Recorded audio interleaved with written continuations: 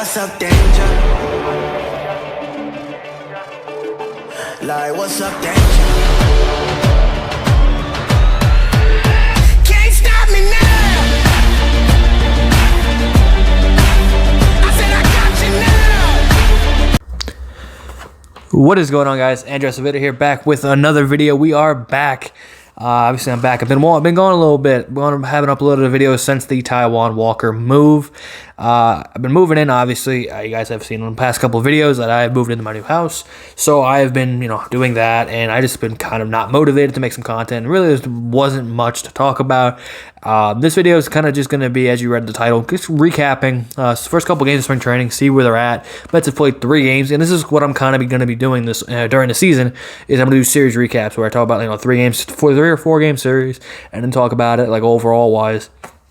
Just give my thoughts of the game. And obviously, if we get to 1,000, eventually ever get to 1,000 subs, we can do streaming during the games and give my live reactions. But we got to work there. Hopefully, grinding to get 200 subscribers by opening day. Hopefully, you guys can if you guys are new, make sure to subscribe. Let's get me to 200 by opening day. Besides the point, let's get into this video. Again, the Mets have played. Spring training has started in the Grapefruit League, and the Mets have played 3 games. And the Mets record is 1-2. Not the best. And spring training games do not matter, but you do like to see some progression from the player. That's more important, just to see how the players are swing wise, how these guys are approaching, how's their approach, and how's everybody doing. Again, we played 3 games. We'll just go start game by game. We'll start with the opening of spring training against Miami Marlins at Jupiter. Offensively, Brandon Nimmo and 2 for 3. Guys come out in spring training and does what he does best. It's just hit. Guy got on base 4 times in the first 3. He's only played in 2 games. Got it on base 4 times already. Did have that pickoff. Did get picked off in the first game. On the first hit of the game, gets picked off at first, which is kind of dumb. But you know what? It's spring training. Those are the kind of ideas and things you need to work out through the spring. Francisco Lindor makes his Mets debut, and what does he do in his first at bat? It's a little tapper back to the pitcher.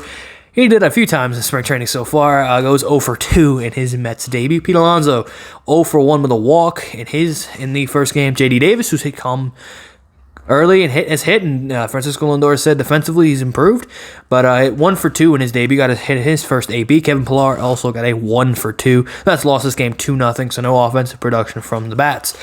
Notable pitchers who pitched in the first game: Thomas Skapecki, threw an inning, 1 hit, 1 strikeout. Pretty clean inning. The left-hander potentially could be a bullpen spot, potentially as an extra reliever. Jerry Blevins. So maybe if you want to put a second lefty in the bullpen with Aaron Loop. Another guy who's fighting for a potential bullpen spot is Trevor Hildenberger. Another inning, walked 2, struck out 3, gave up a hit. So again, another one of those guys who are on the fringe of trying to compete for a position in the bullpen. Probably going to be in Syracuse or the secondary alternate site, whatever. The Mets, I think Major League Baseball said the first month of the year is going to be a alternate site. Not the AAA season will be delayed a month, so he could be a guy you see he's a funky, throws a 3/4 release. Again, another funky guy to add in the bullpen, and I'm all for funky, like Darren O'Day, guys like that, like Oliver Perez, who just a very funky delivery. He's one of those guys. Let's go to the first win, the home opener. They played the Houston Astros, and Framber Valdez was on the mound for the Astros against Marcus Stroman. It was supposed to be Jordan Yamamoto, but Stroman decided to pitch in-game instead of pitching on the backfields. Stroman went 2 innings, struck out 2, no walk, none, gave up no runs, no hits, and 2 clean innings from Stroman. Again, let's go to the bats. Nimmo 1 for 2. Got another hit.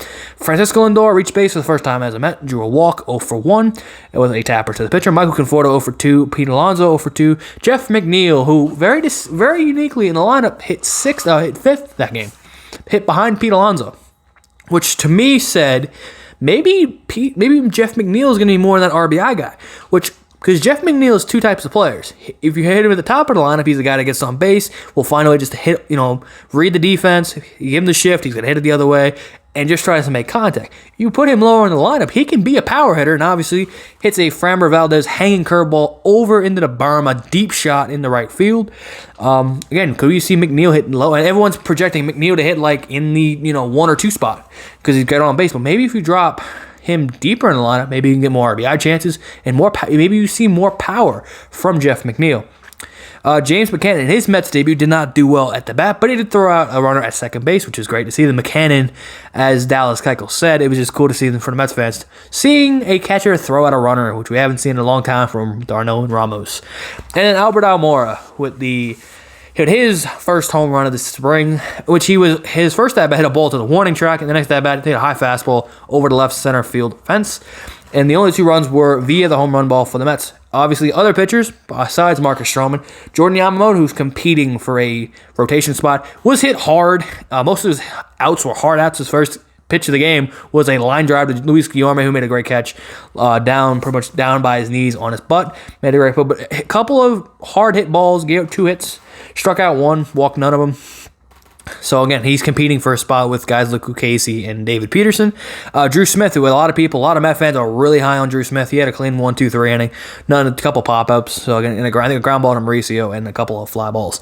And then Sam McWilliams, another guy that Mets fans are very high on. He got an inning, 1 hit, 2 strikeouts and a walk. So again, he's got great stuff. People are expecting. He has a major league deal, so he's got a really good shot at making this team. So they lost. They won that game 2-0. Their only one. And in today's game against the St. Louis Cardinals up in Jupiter again, Kevin Pillar was the star of the game. It was 2 for 2, a double, a triple, and a walk, and 2 runs scored. J.D. Davis had his first RBI, scored 2 runs, went 2 for 3. Brett Beatty was the kind of other outstanding offensive game. Late in the game, hit a 2-run double, opposite field, left center field gap. Nice little 2-run double. It's good to see Beatty in his only AB. Other RBIs for the notable guys, Luis Guillorme, Tomas Nido, and Malik Smith. I think they scored 4 runs in the first, and then 2 in the second.